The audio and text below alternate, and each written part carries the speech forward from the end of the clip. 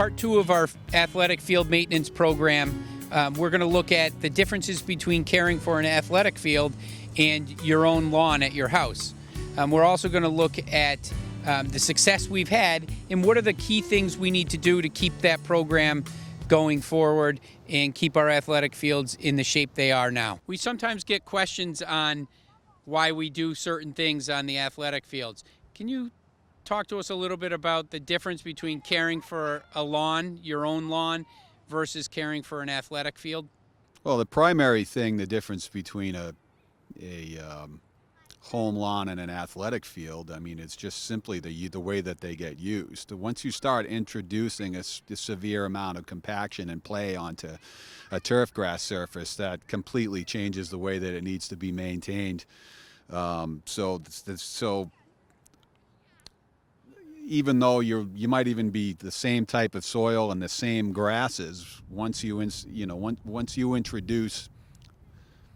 an intensity of play on it that you get on athletic fields, now we're in a totally different ballpark here. As far as mowing heights go,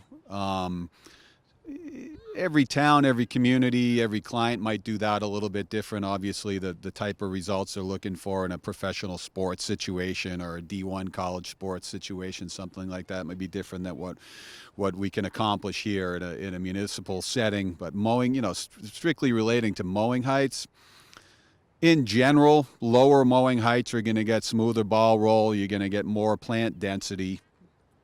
And sometimes better wear tolerance as well.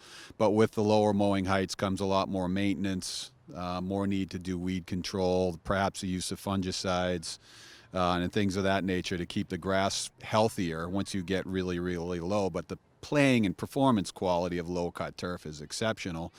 The higher you grow the grass, typically it tends to be able to shade out the weeds a little bit better. It tends to be a little bit more drought resistant.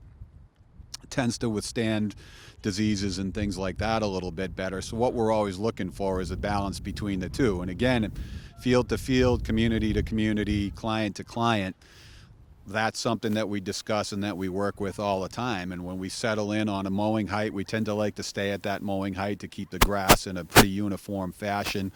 If you're playing around with mowing heights, raising them, lowering them all the time, that starts to get you into a little bit of trouble from a consistency standpoint. So, but yeah, I mean, with athletic fields, generally the lowest you can afford to go, tends to be, from a playability and a surface quality standpoint, tends to be better as you go lower. But again, as you go lower, your expense goes up, your need for water resources goes up, your mowing frequency needs to go up. So there's a significant investment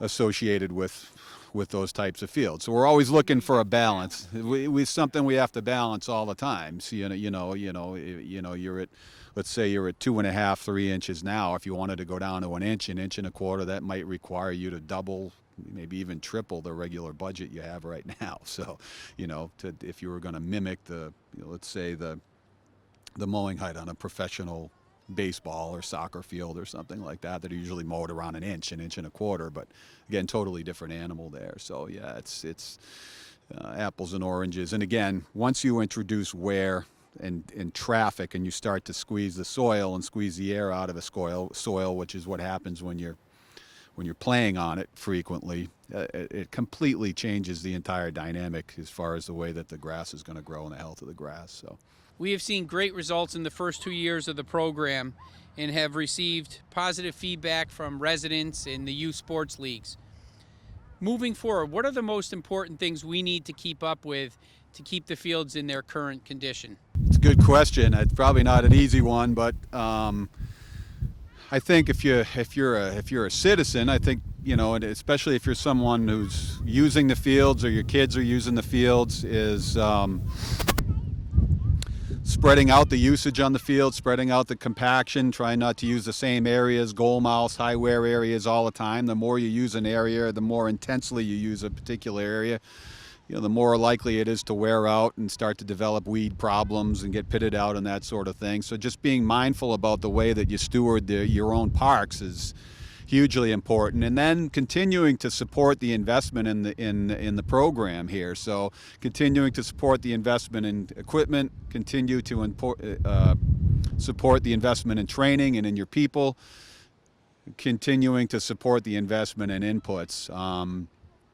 You know, we've started to develop a program again on the planning software. We're tracking all the investments for all the individual activities on each site.